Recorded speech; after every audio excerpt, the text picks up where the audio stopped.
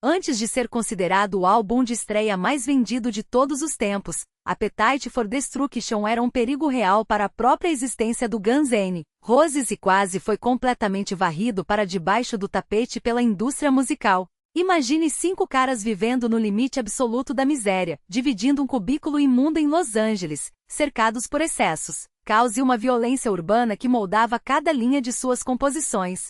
Eles não estavam fingindo ser perigosos, eles eram o próprio perigo. E quando a Geffen Records resolveu apostar neles, o que receberam foi um rolo compressor sonoro tão cru e agressivo que as rádios e as lojas de discos simplesmente se recusaram a tocar ou vender. O sucesso estrondoso que conhecemos hoje não aconteceu do dia para a noite, na verdade, foi o resultado de uma reviravolta inacreditável que envolveu ameaças, censura e uma única jogada de mestre que mudou a história do rock para sempre. Para entender como esse fenômeno quase morreu na praia, precisamos voltar para as ruas imundas da Sunset Strip em meados dos anos 80. O cenário do rock na época era dominado pelo glam metal. Bandas com cabelos milimetricamente desfiados, maquiagem pesada, roupas de couro coloridas e músicas que falavam basicamente sobre festas inofensivas e romance chiclete. Tudo era plastificado, comercial e seguro para as massas. Foi exatamente nesse ambiente artificial que o Guns N' Roses surgiu como um soco na boca do estômago.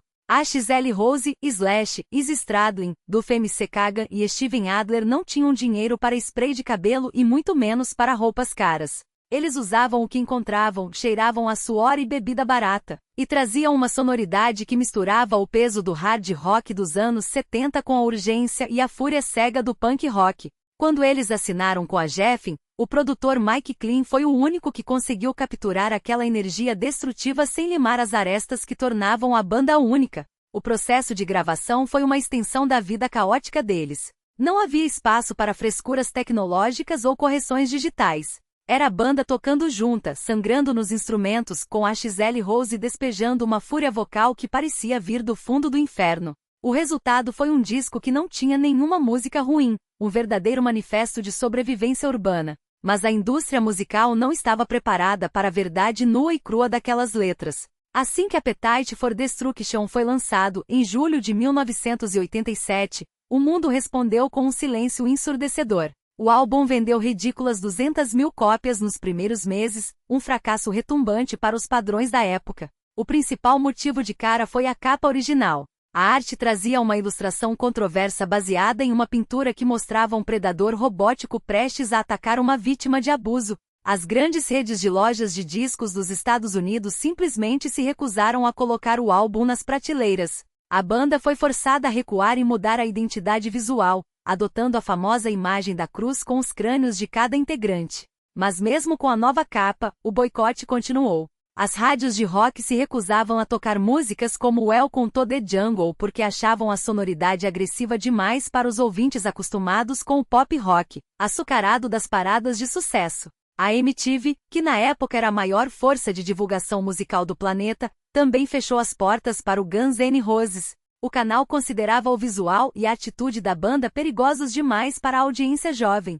O álbum estava praticamente morto, caminhando a passos largos para se tornar apenas mais um fracasso esquecido no catálogo de uma grande gravadora. A banda continuava fazendo shows, destruindo palcos e hotéis, mas o público de massa nem sabia que eles existiam.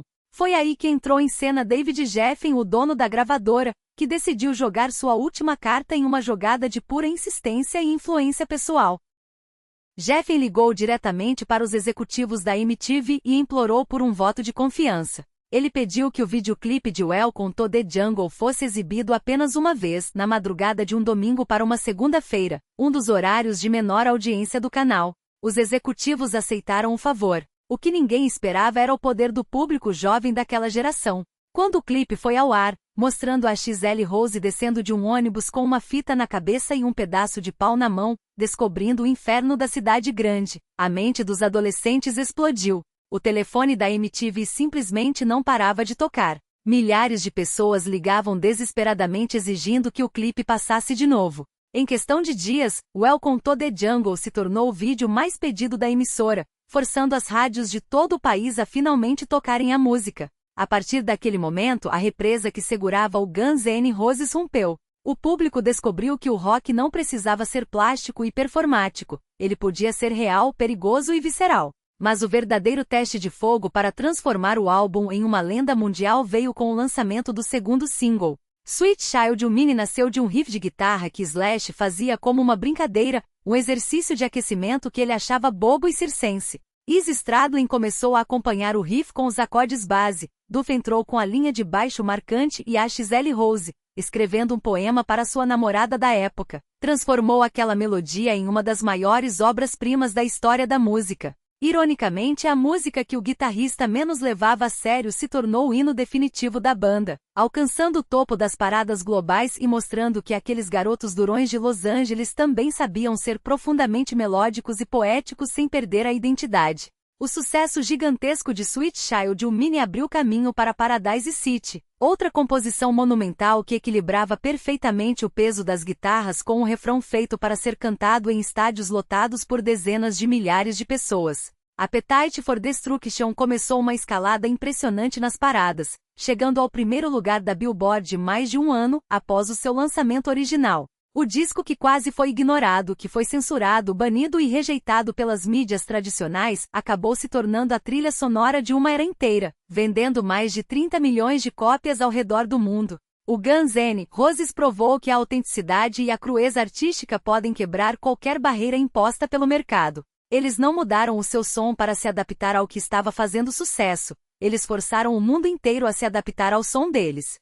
Hoje, mesmo décadas após o seu lançamento, cada faixa desse álbum continua soando tão fresca, perigosa e urgente quanto no dia em que foi gravada, consolidando seu lugar como um dos maiores monumentos da história do rock and roll. Se você curtiu conhecer os bastidores dessa reviravolta histórica do Guns N' Roses, não se esqueça de se inscrever no canal para não perder os próximos vídeos sobre as maiores lendas da música. Deixe o seu like para fortalecer o nosso trabalho e comente aqui embaixo. Qual é a sua faixa favorita do Appetite for Destruction e como você conheceu essa banda icônica? Quero saber a opinião de vocês. Até a próxima!